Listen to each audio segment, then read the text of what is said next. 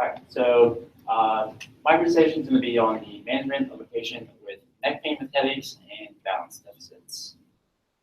So kind of the purpose of tonight is going to be engaging discussion that will promote continued growth in learning and patient care and alternative strategies, and also provide concepts and strategies for screening and recognizing red flags. So I was at Results Physiotherapy, which is an outpatient orthopedic, a very maintenance approach and manual approach. So kind of the goal from the initial eval to discharge was to be able to put your finger on the patient's pain, recreate their pain, and then create a positive change within that session. Kind of what that did was create automatic patient buy-in. Kind of right after that, you didn't really need to do a whole lot to kind of get them to buy into what your plan was, because most of the time you're probably the first person that's ever been able to put your finger on their pain. So just kind of a concept to keep in mind throughout the presentation. So getting on into the patient is a 33-year-old male who reports with history of migraines and insidious onset of imbalance, falls, lightheadedness, and dizziness, which began about 5 months prior. Within that time frame, he had about 20 to 30 falls. So some of the symptoms that he reported was that he felt like his eyes were lagging behind his head. And something that he kind of always talked about with me is that he felt like his eyes wouldn't snap in, kind of like he was just looking kind of like a Venn diagram like that. He also mentioned that his head feels like a bobblehead, and he describes the dizziness as constant, doesn't really change with any positioning or anything like that. And then something else he kind of mentioned was that he feels that he doesn't know where his feet are in space, especially walking in tight quarters and going up the steps. I'm already starting to kind of think about some hypotheses and things that I want to rule out kind of based off of that. And then we kind of got into his migraine pain. He mentioned he has about 1 to 2 a month. They last anywhere from 4 to 6 hours. Start in the back of his head. He mentioned sometimes one side, sometimes both, but they kind of come straight through his head, out his eyes. And then he denies any nausea, vomiting, flashes of light, or any blind spots when he has migraines. So this is his intake form. Kind of looking at some past medical history. As far as surgeries go, nothing too significant, just some hand surgeries. He did screen for depression. So something he talked about a lot with me was just that this dizziness has kind of taken over his life. Hasn't been able to do anything besides go to work and come home. Hasn't been able to go to the grocery store, can't go out on any dates or anything like that. And kind of his demeanor throughout the whole initial eval, just to kind of give you a picture, it almost looked like he was kind of melting in his seat. He was very forehead, rounded shoulders, and it's just very kind of upset. He'd kind of been bounced around from healthcare professional to healthcare professional during the past few months, so he's pretty down on everything. And then kind of getting into medications, the one I want to kind of highlight is Pamelor. So that's an antidepressant. The side effects for Pamelor actually fit all of his symptoms. However, that would have been too easy of a fix since he stopped taking it. I think he only took it like once, but he didn't like the way that he felt on it, so he never really took it again. So just a little bit more past medical history. Again, nothing significant related to heart, cancer, high blood pressure, or anything like that. He did mention that he was having metabolic testing done for hepatitis to see if that was the cause of his symptoms, but that came back negative as well. And he mentioned that he was having an ultrasound on his liver in the upcoming week, and that came back negative just for fatty liver. Then looking at red flags, no weight loss, no weight gain, no nausea, no vomiting, dizziness, lightheadedness, again, is related to his symptoms. Fatigue, he mentioned that he has felt general fatigue for about the past 5 years. Other than that, he didn't really go into much detail about it when I asked him about it. Weakness, he put yes, he felt overall weakness just because he hasn't been able to do anything in the past 5 months. No fevers, chills, sweats. He did circle yes for numbness and tingling, which I kind of noted that he mentioned nothing in the upper extremities, but he did say he had numbness and tingling bilaterally in his feet. So again, I'm starting to think about some things that I may want to rule out throughout my examination, and then no for any night pain or anything like that. So this was his body chart. He just kind of drew a line on the back of the occiput, lightheadedness, and feels intoxicated pretty much all throughout the day. So symptom provocation, not really painful, more dizziness than pain. He rated his pain as 8 out of 10, constant all throughout the day, pretty much with all those activities. And really the only thing that would ease it would be rest or sleep. So we use photo at our clinic. So his initial score was 41 with an expected change of 26 points. And we did photo every 5 visits to track objective measures as well. So along with photo, they do PSFS. So for him, walking a straight line, focusing on a single object, and driving without fear were his kind of his 3 biggest complaints that he felt. The MCID for that is 2 points of change, so just kind of keep that in mind as I kind of have some few more pictures of that throughout the plan of care. So the goals that we created were improve his balance, decrease dizziness and falls, and a really big thing for him was just to be able to go to the grocery store again. So he hadn't been able to go to the grocery store in 5 months, just kind of due to all the busy backgrounds. Anytime he got in a small space with everything like that, the symptoms would increase and he would have to just leave the store. So objectively, I kind of put this in the order of how I did things throughout the exam. Just observational, again, I kind of mentioned that kind of upper cross syndrome, forward shoulders, rounded head. And then moved in some vascular screening just because he had dizziness, coming in some neck pain and everything like that. So heart rate, blood pressure, nothing too significant. Modified vertebral artery testing, negative, sharp cursor, negative. From there, we went on to some functional movements since he was stating he had trouble walking. And a lot of his falls kind of occurred transitionally. So tandem walking, only able to do 4 sets before losing balance. Sit to stand, he almost fell 2 or 3 times throughout the eval, just transitioning positions. He would tend to kind of just fall backwards and catch himself. Didn't really have a reason why, or you couldn't really say a reason why he would lose his balance, but he was just kind of very unsteady. So from there, I went into a neuro screen, looked at myotomes and reflexes, upper and lower, equal and attack bilaterally. Sensory, intact light touch bilaterally, the lower extremities as well. And then I wanted to check proprioception and kinesthesia just with its complaints of numbness and tingling in both his feet. So again, just trying to rule out anything peripherally.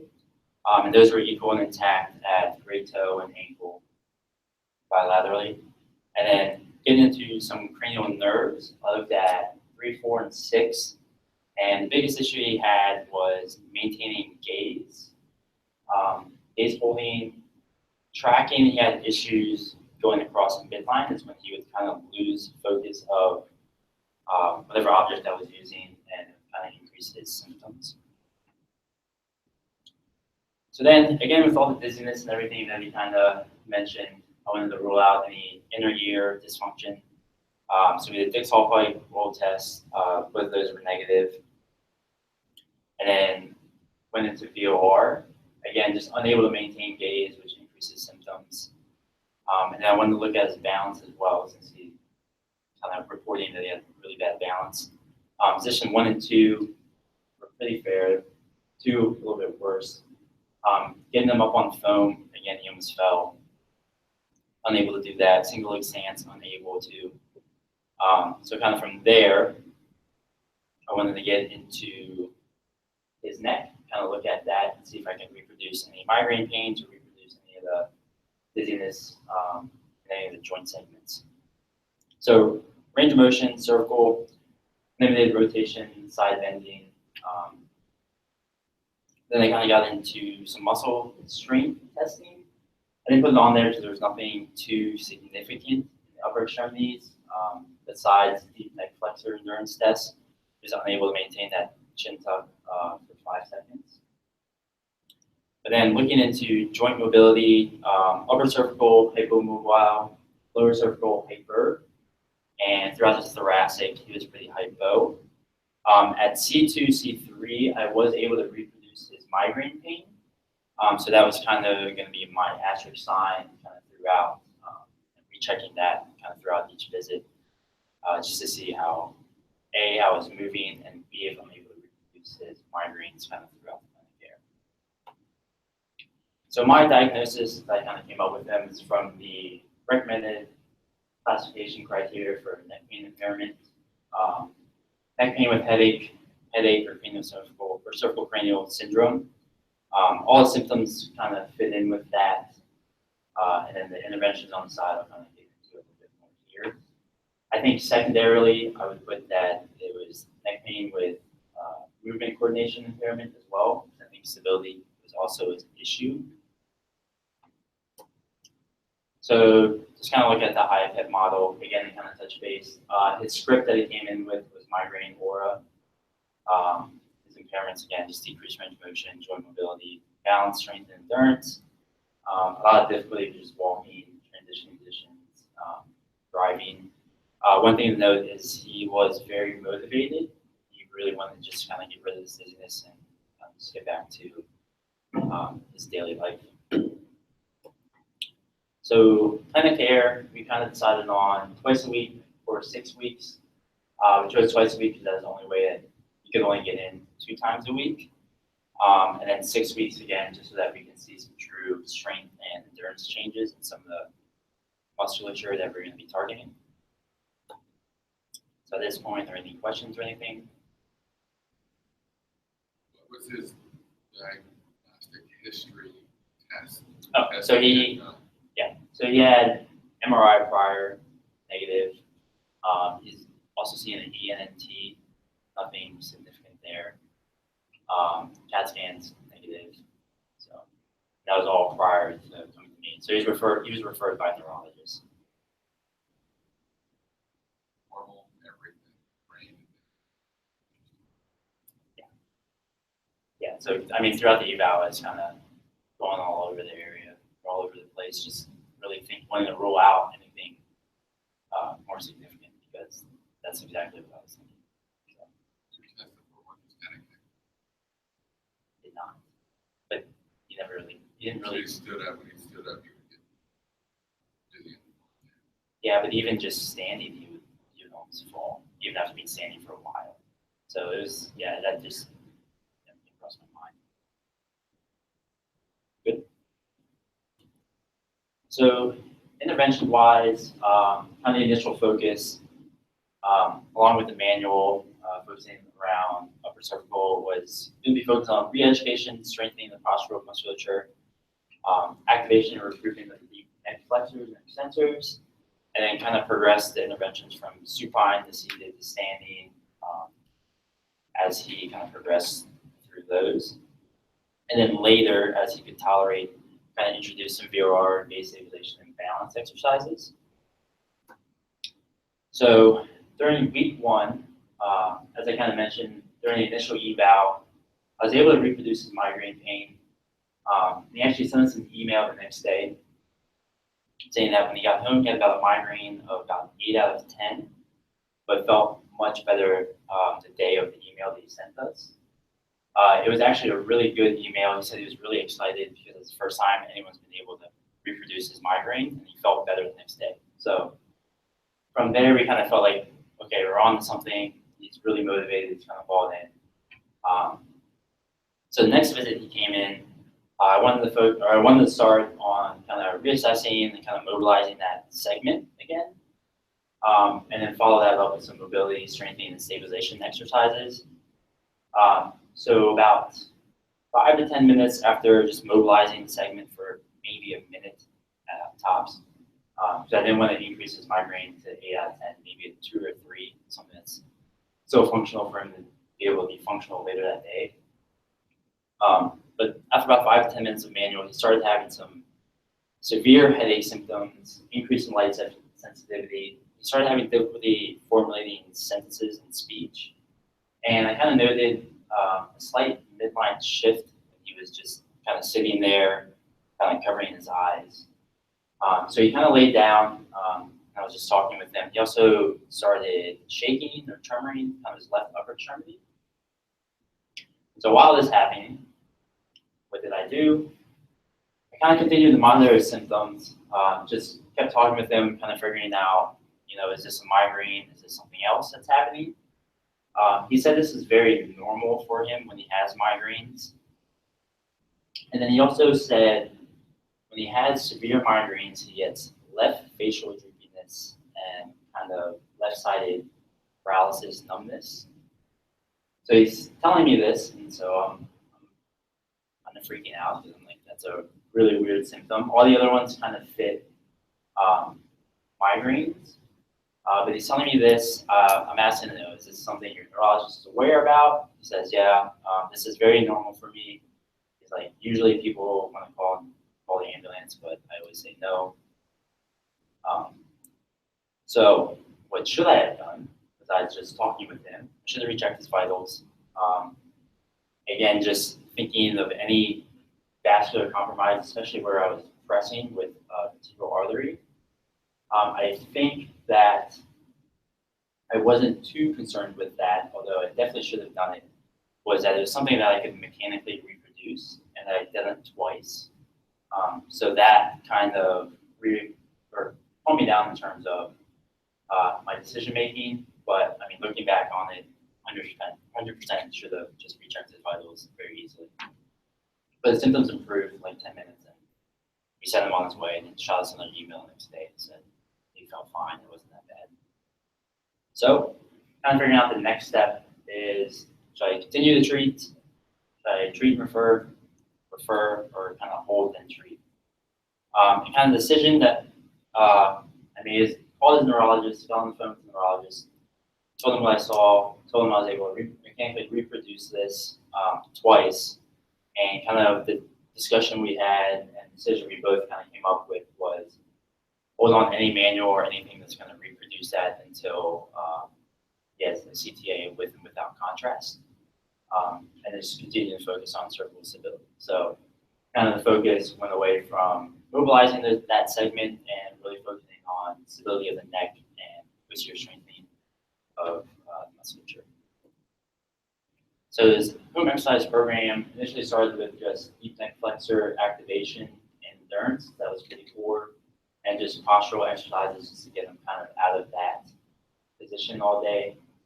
And then later on, we added in some VRR exercises and tolerated in supine. And then since trying to get to a grocery store was a big goal of his, we added in optokinetic YouTube video that basically is a 3D, not 3D, but it's a camera, it's a point of view camera where they walk around a grocery store just to kind of build up your confidence so that you don't have to leave your house and you can shut it off whenever your symptoms come on. So then weeks 2 to 5, again, we kind of just progressed from supine to seated to standing. Continuation of postural exercises. I did postural taping more for proprioception. He really enjoyed that because he really started to realize how far forward he was coming, especially while sitting at work. He did IT, so he's pretty much sitting 8 to 10 hours a day. Then I kind of progressed deep neck flexor exercises, just kind of based off an article I found that was similar presentation to this. They kind of progressed it once the individual was able to activate it for 10 seconds, good holds, and be able to do that throughout several trials. So photo score at visit 5 went up from a 41 to a 55, so we saw a good increase of 14. PSFS all increased by 4, 4, and 3. So those are all clinically significant changes. So we felt that we were still going down the right road. Dizziness was still present. It went from 8 out of 10 down to about a 3 to 4 out of 10. And he had moments throughout the day when he didn't have dizziness, so we kind of thought cervical stability was definitely the way to go. But we also saw just improved quality of transitional movements, gait, tandem walking. He went from being able to do 4 steps to about 10 to 15 without losing balance.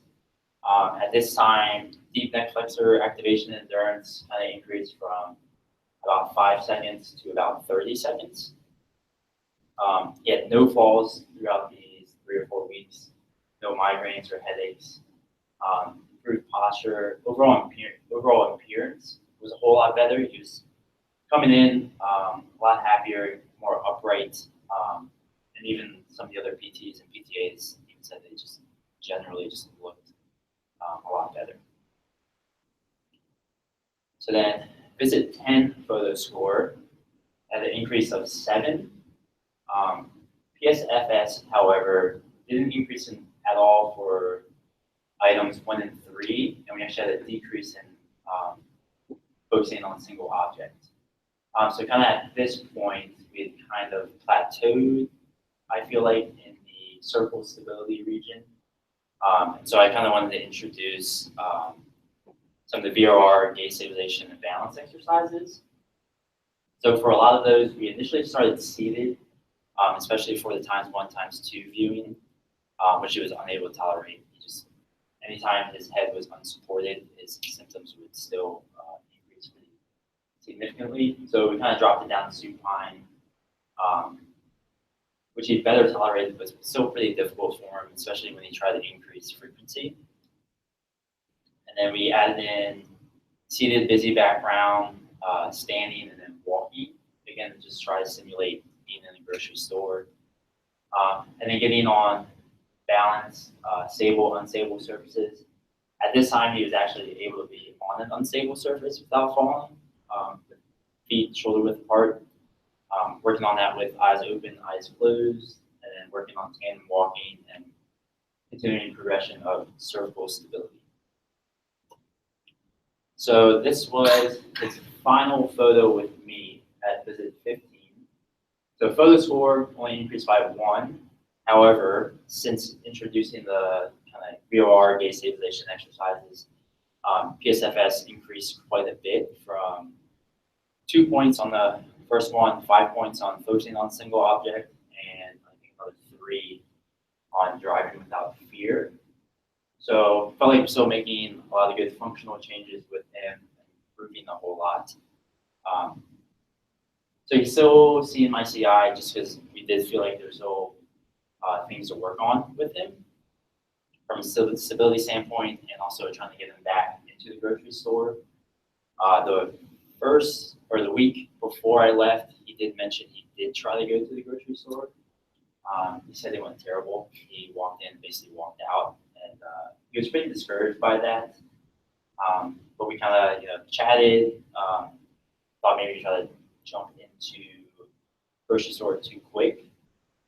And then kind of the next week, a few days before I saw him, he went to a Best Buy, which he said he was able to tolerate a lot better, so he's a little bit more open. He said he was able to be in there for about 15 to 20 minutes before symptoms really kicked in and he had to head out. So, but just some clinical thoughts. Functional activities improved significantly. Dizziness improved a whole lot, but it was still present and still kind of taking over a lot of his life, so unable to do quite a bit. Again, the impact on his life is just unable to go out on dates, not being able to go to the grocery store, not really having a social life like he did before. I think he mentioned he even kind of was moved back in with his parents because he needed a lot of help with quite a few things, and I'm surprised he continued to drive because it didn't sound like he should be, but he's driving on the road. And then also kind of understanding my bias towards manual therapy.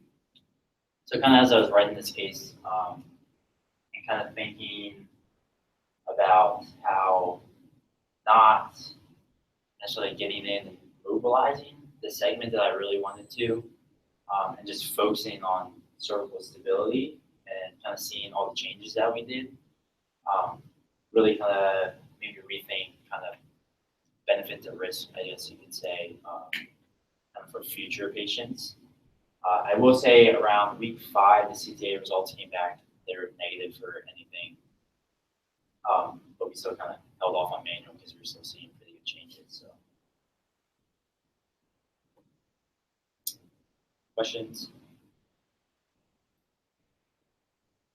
Did you continue times 1 and times 2 viewing into symptoms at all? Yeah. Okay.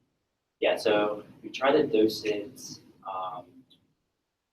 expert opinion guidelines is 12 to 20 minutes a day, up to 3 times. He couldn't tolerate that at all, so we started at like 1 to 2 minutes and try to get that throughout the day. That started to improve, but it was still pretty tough. Or you did like aspirated motion. I may have missed it, but did you do any of the? Did you check? Did you screen him? Yeah. Yeah, so I did modified vertebral artery and then sharp cursor. I did ALR as well when I laid it down. So What you do differently? probably wouldn't have brought on his headaches. Migraines is bad. But I probably would have dived into it a little bit more prior.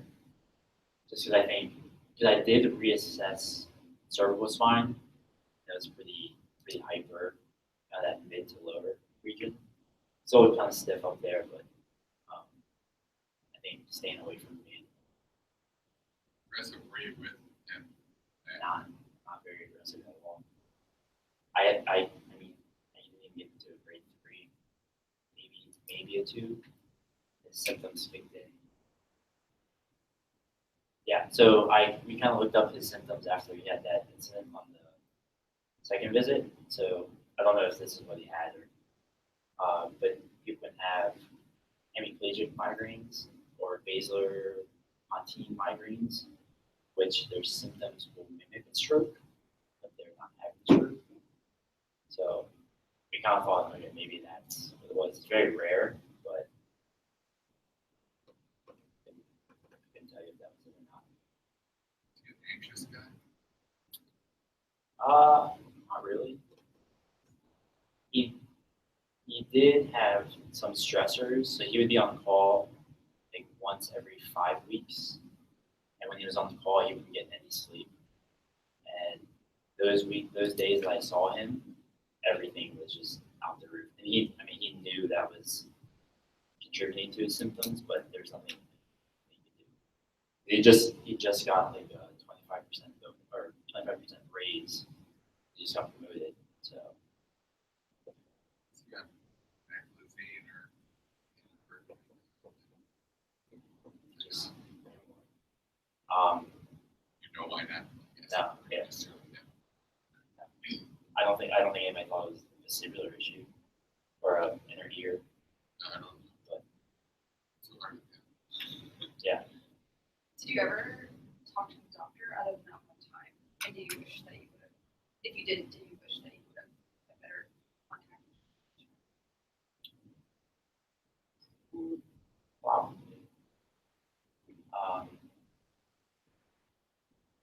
Yeah, I probably would have liked to chat with the neurologist one more time. But I know when I told the neurologist the signs and symptoms I saw, he called him immediately. He was like, "That's the first time the neurologist ever called me." And they got him in right away. So, but yeah, I definitely think chatting with them or chatting with ENT or anybody else probably would be. Did you see I have vestibular balance? Yeah, she was the person who treated most of the vestibular stuff. But definitely seemed to be a lot of cervical involvement, cervical involvement. Maybe something else underlying, but nothing that we could reproduce or fish out.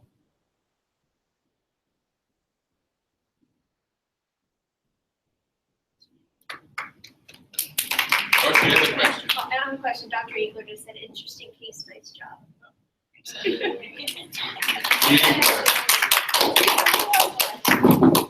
Great job.